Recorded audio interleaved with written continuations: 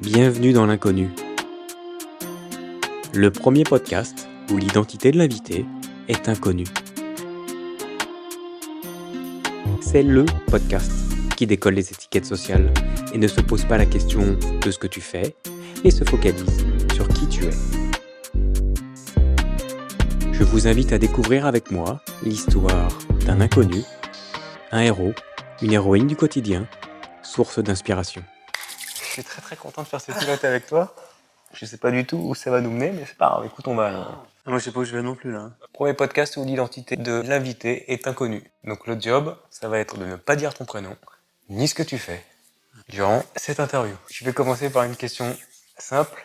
Comment tu vas? Ça va, je suis un peu curieux de ce que va donner ce podcast, là, ou cette interview. Comme un petit stress, c'est jamais simple de parler de soi comme ça, directement, à quelqu'un qu'on connaît pas, avec des gens qui écoutent. Je crois qu'il y a des gens qui nous écoutent. Je te le souhaite. Je sais pas non plus, on verra. Bon, première question, tu peux me dire où on est là? Ah, on est chez toi, sur ton canapé. Ah, c'est cool. Ah, il y a la mer à côté, c'est top. c'est Ouais. pas Ouais, j'ai envie d'aller me baigner. Peut-être après l'interview, si tu veux. Pour commencer, je te propose de partir au hasard de la discussion. Il y a 6 thématiques. Tu vas avoir un dé. Je te propose de jeter le dé. Le travail. Ah, bah, en plein... Ah, bah, en plein dans le mille. Il y a synchronicité de la vie. Question, ta place du travail dans la vie, dans ta vie. La place, c'est-à-dire s'il y avait un podium 1, 2, 3 ou en quantité dans ma vie en ce moment, la place du travail dans ma vie en ce moment, c'est pas grand-chose. D'accord.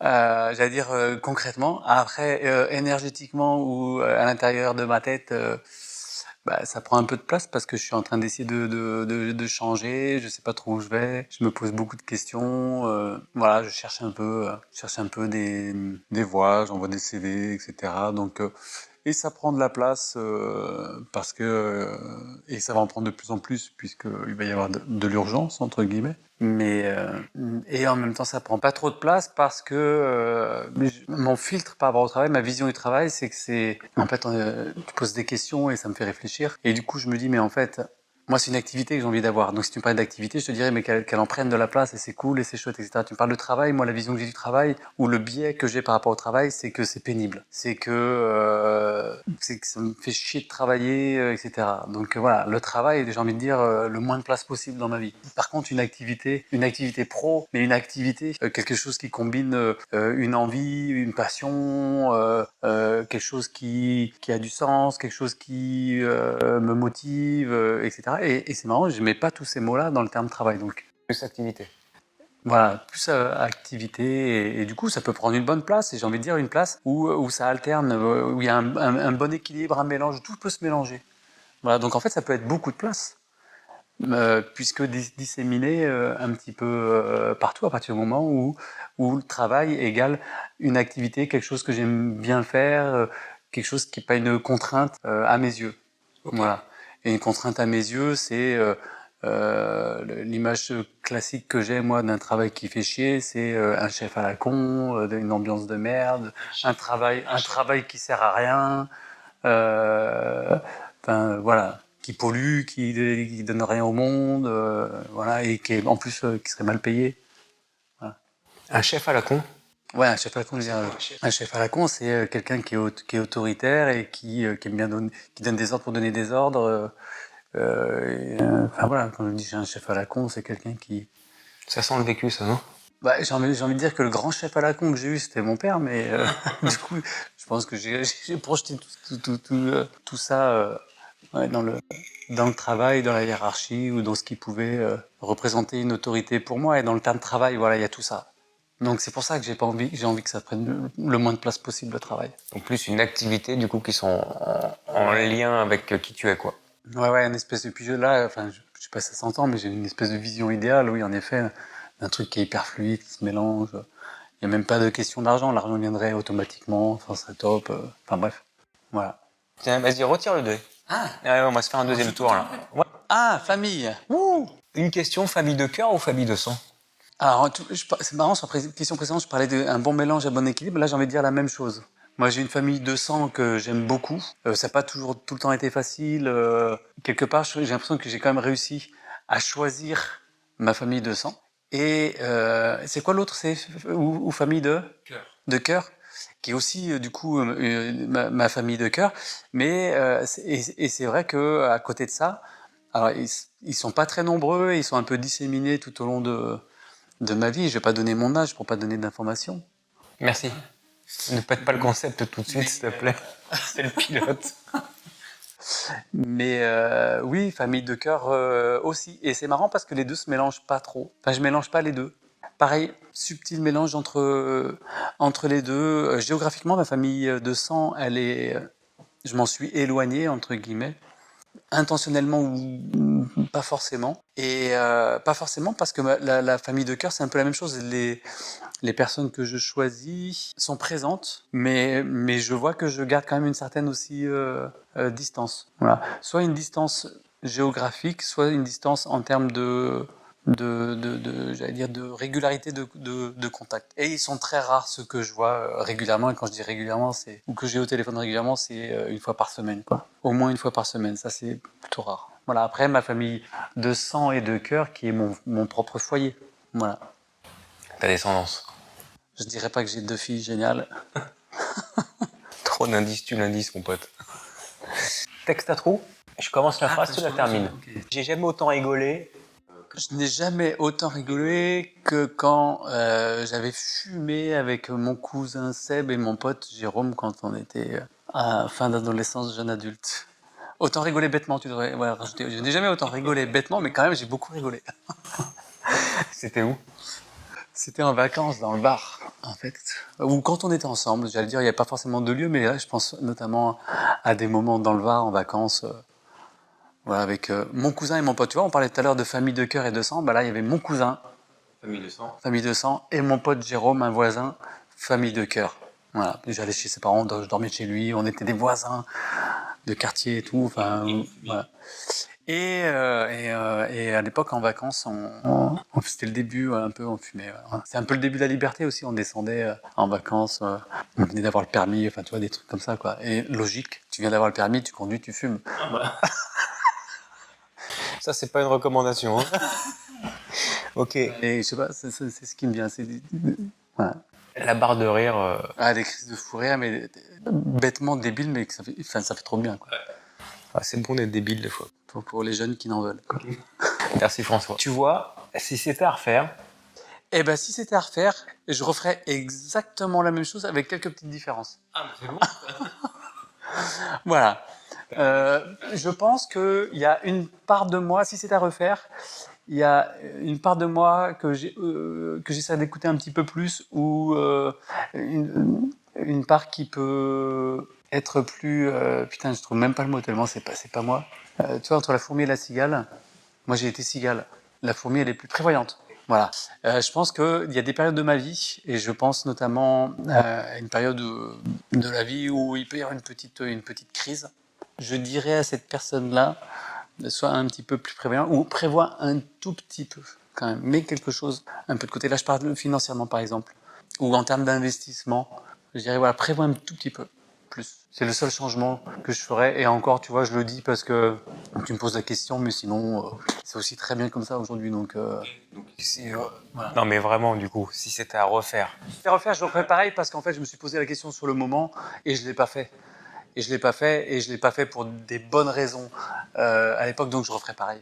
Voilà. Donc si c'était à refaire, tu vois, je referais pareil sans changement. Ok. Non, mais ça montre un endroit quand même où il y a un petit tiraillement intérieur, peut-être, tu vois. Je dois pas être le seul comme ça, à avoir des paradoxes ou des ambiguïtés. L'art de la simplicité, c'est s'allonger, un livre, le silence, seul, méditer. Mais quand tu me dis ça, simplicité, c'est pas de mouvement, du silence, et être bien dedans. Et pas aucune responsabilité, aucune notion de temps. Ouais, et ça t'arrive souvent ou pas? Ouais. Par petits instants, régulièrement, ouais. Je me l'écris en tout cas, quasi quotidiennement. Ta méthode? Méditation. C'est très simple, et pour moi, c'est justement très simple et très nourrissant. Ça me fait beaucoup de bien. C'est-à-dire que le rapport action, j'ai envie de dire, ou le faire par rapport à ce que ça génère en sensation, en être, est énorme. C'est tellement simple, tellement accessible, et ça me fait tellement de bien. Voilà. L'art de la simplicité, c'est celui-là. C'est de dégager plein de trucs. Et c'est quoi les plein de trucs qu'on dégage? C'est plein de faire, c'est de sortir de l'illusion de il y a besoin de faire ça et ça pour se sentir bien ou pour être nourri intérieurement. Voilà. Là, en fait, je me nourris de rien. Silence, position statique, et je me nourris profondément et à l'infini, j'ai envie de dire. Ça t'as réussi à le cultiver ou c'est venu du jour au lendemain? Non, je l'ai cultivé. Au début, ça a été super difficile. Après, je suis passé par des étapes, hein, des choses qui viennent à moi, que je saisis pas, etc., que je teste, que j'essaye, des gens qui m'ont inspiré, ou des phrases qui ont été dites, ou des mots qui ont été dits, qui ont résonné. T'as 2 personnes qui t'ont inspiré? Je pense des personnes qui m'ont inspiré. Alors des bouquins, mais je pense à une période notamment, et c'est une personne, je dirais pas son nom, etc., parce que c'est pas une personne connue, mais j'ai suivi un enseignement à un moment donné. J'ai été amené vers un enseignement, et cette personne-là, dans un des cours, parlait de la méditation notamment, et de ses effets, etc., et parlait de mettre en place une certaine discipline. Et elle a utilisé un mot, elle a dit, et si vous faites ça tous les jours un petit peu, vaut mieux faire ça tous les jours un petit peu, ça fonctionne, c'est inexorable. Et le inexorable, en fait, c'est imprimé en moi, et c'est ce qui m'a permis de tenir une discipline au début, parce que c'était franchement très très dur pour moi, où j'avais 50 personnes qui me parlaient en même temps dans le crâne, et où j'étais assez anxieux, il se passait plein de choses dans ma vie, je dormais pas très bien, j'étais pas hyper en forme, et en fait c'est inexorable, est resté gravé, et c'est ce qui m'a permis de maintenir, voilà, une discipline, une autodiscipline qui est devenue une hygiène de vie, qui aujourd'hui est quelque chose qui est fondamental dans mon équilibre profond intérieur. Les 2 conseils là. Je sais pas si je serais super bon en conseil. En tout cas, pour moi, ce qui a fonctionné, c'est ça, c'est cet état méditatif. En tout cas, de partir dans la méditation. Et pour moi, je le répète, statique et silencieuse. Et de descendre du mental dans le corps. Alors, c'est dit très souvent, en fait, dans les philosophies, dans des enseignements, etc. Mais voilà, de revenir au corps. Il y a quelque chose dans le corps qui fonctionne, qui parle, qui dit des choses, et qui est en avance sur le cerveau, entre guillemets, ou sur le mental. Et voilà, donc c'est revenir au corps, aux sensations. On est des êtres incarnés, on s'incarne dans la vie, voilà, on a des os, de la peau, on est de la matière, voilà, donc c'est de revenir dans le corps, dans cette incarnation, dans ce qu'on ressent. On n'est pas que des cerveaux, un mental, et en plus on place toute l'intelligence dans le mental, dans le cerveau, etc. Or non, il y a tout ce qu'il y a en dessous de la tête qui est qui est au moins aussi important. Et du coup, voilà, c'est de revenir dans le corps. Puisque tu me dis des conseils, en tout cas, ce qui a fonctionné pour moi, c'est ça. Revenir dans le corps, être à l'écoute du corps pour rétablir un équilibre tête-corps, j'ai envie de dire tête-corps-cœur, et la méditation statique et silencieuse. Et j'ai une pratique à côté qui s'appelle le Kundalini Yoga, qui est un yoga qui travaille beaucoup sur le souffle, travail du souffle. Et la respiration, ouais. Mais en fait, c'est trois tips. Voilà, être conscient de sa respiration et travailler sa respiration. Prendre conscience de sa respiration et du pouvoir de la respiration. On a un outil à disposition, gratos, H24, c'est le pouvoir de la respiration, du souffle. Ok.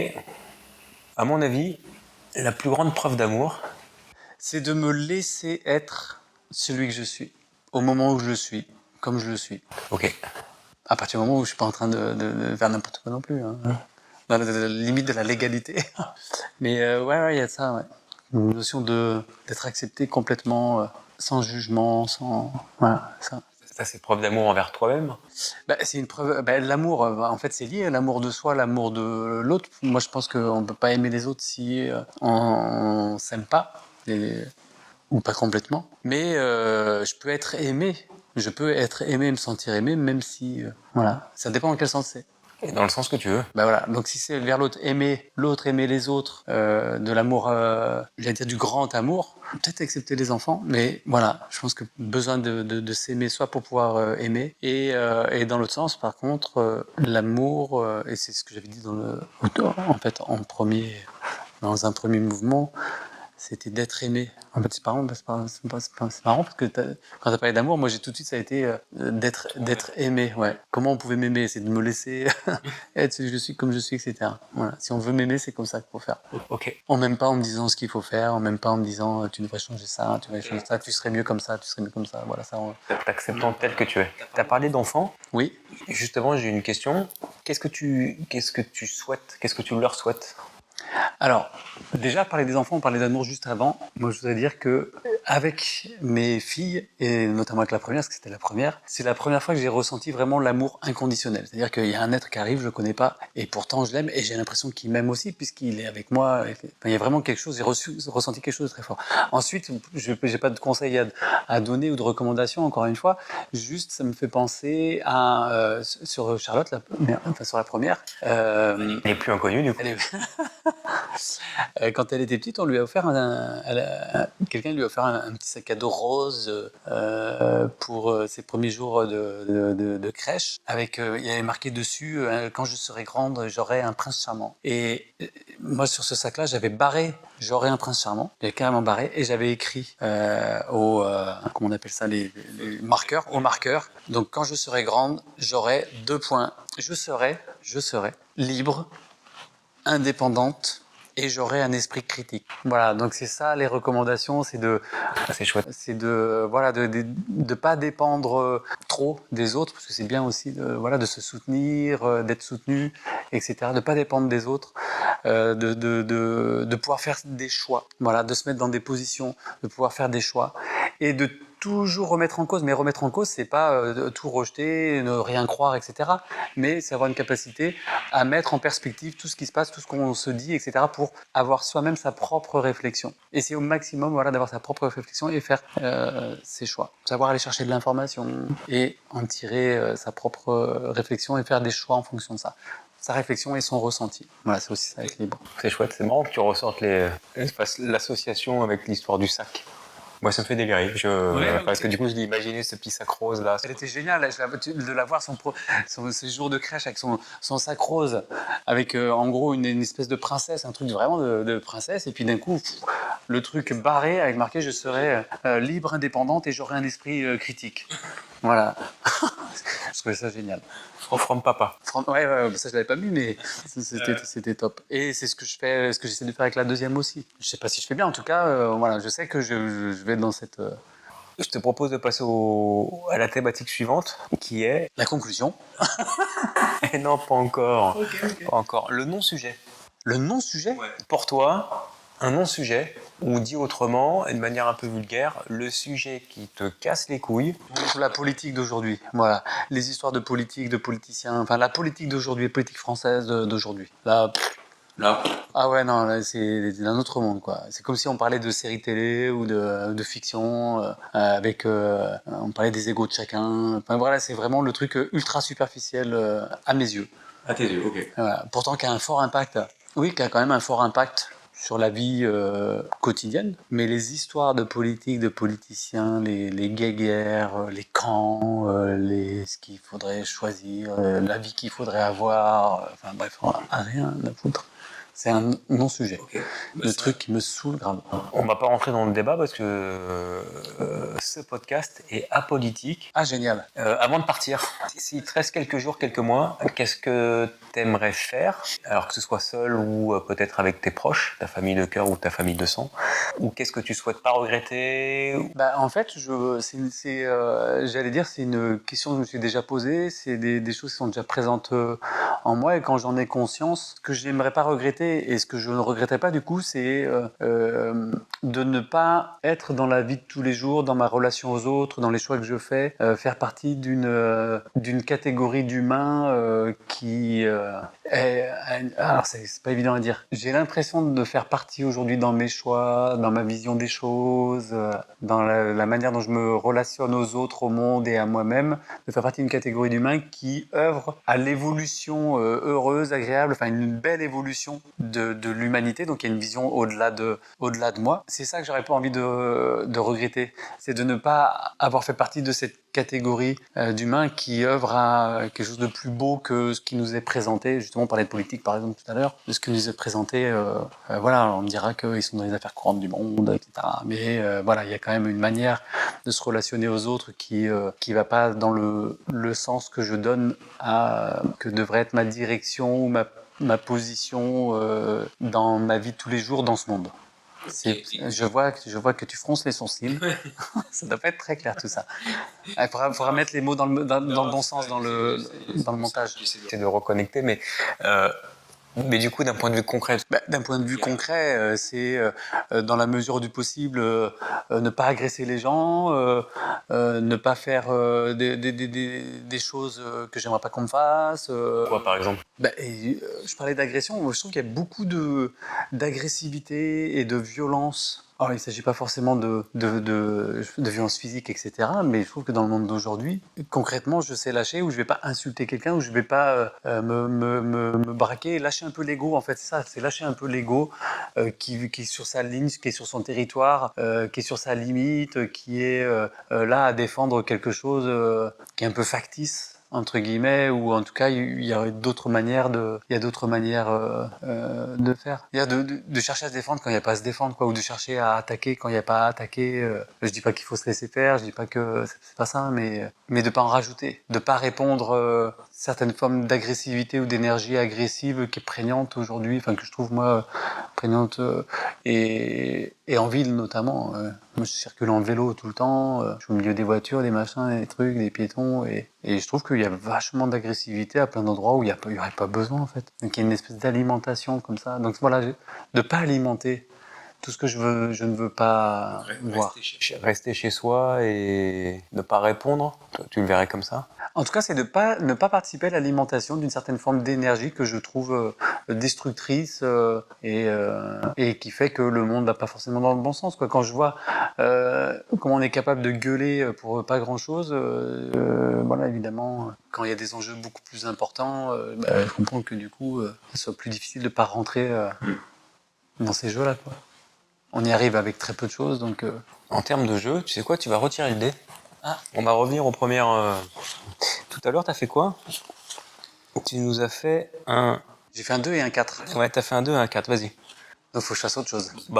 C'est la synchronicité, on va voir ce que va nous dire l'inconnu. 6.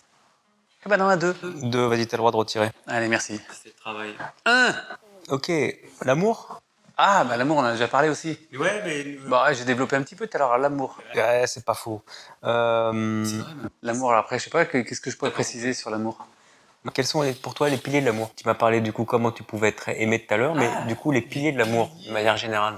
La joie, l'authenticité, la fidélité, joie, authenticité, fidélité, unicité. Unicité, ça veut dire chacun est un entier et je suis pas la moitié de quelqu'un d'autre et l'autre n'est pas ma moitié. Voilà, je suis un complètement et l'autre est un complètement, comme il est. Qu'est-ce que c'est L'acceptation de l'autre. Ouais, l'altérité, voilà, l'acceptation de l'altérité, et que c'est ce qui enrichit justement l'union, l'amour, le couple, voilà, et que 1 + 1, ça fait 3. Si ça te va, moi ça me va. Moi tout me va, c'est l'inconnu. Allez, je relance le dé. Tu veux rejouer? Monsieur est un joueur, vas-y. 2. Il en reste plus que 3, mais 2 c'est l'amour. Non, 2 c'est le travail, tu nous as déjà répondu. Ah, 6. Réussir sa vie. C'est quoi réussir sa vie pour toi? Réussir sa vie, en fait, c'est réussir à faire en sorte de vivre les choses de la meilleure des façons pour soi, au moment où ça arrive, quel que soit, c'est-à-dire le contexte extérieur. Donc c'est réussir à récupérer une certaine autonomie, une certaine capacité à se mettre dans des positions de choix par rapport à ce qui se présente à l'extérieur, à ce que présente le monde. C'est être indépendant, non, c'est être autonome par rapport Voilà, une certaine forme d'autonomie, d'avoir un certain pouvoir sur soi et sur la manière dont on vit les choses. Et pas prendre ça au sérieux, quoi, tu vois. Il y a un truc, c'est pas forcément pas le tout prendre à la rigolade, mais... Se détacher. Ouais, d'avoir du bon sens, d'avoir le sens de l'humour vis-à-vis de tout ça, ouais. Et ok, j'avais une question, mais je l'ai plus, mais c'est pour ça le et. Parce que moi j'ai l'impression, en plus là. Et c'est ça qui est bon. J'ai l'impression que je m'embrouille moi-même en fait. C'est vrai? Ouais. Bon, écoute, on verra à l'écoute après, c'est ça qui est, ça qui est très drôle. Putain, le mec laisse tomber, quoi. L'inconnu, quoi. Il est dans l'inconnu, c'est même pas que c'est dans l'inconnu, c'est qu'il est dans l'inconnu, le gars. Le titre de l'épisode, j'ai fait le parti de ne pas choisir le titre de l'épisode, mais que ce soit mes invités qui choisissent le titre de l'épisode. Du coup, pour notre épisode, là, est-ce que tu peux me donner 2 mots qui te viennent en tête, là, sur ce que tu viens de me raconter? 2 mots. Ouais, 2 mots.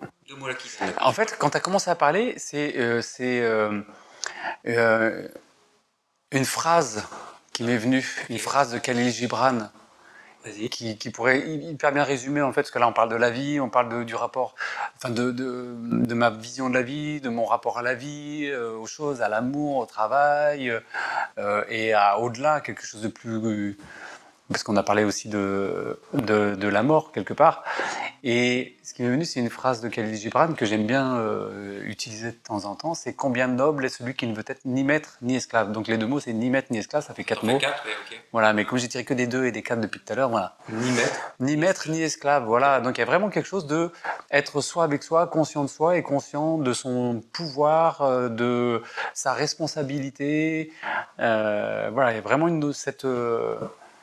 cette notion-là, ni esclave de quelqu'un ou de soi-même ou de son ego ou de ses croyances ou de ses filtres. Voilà, donc ça nécessite quand même du chemin et une certaine forme de travail.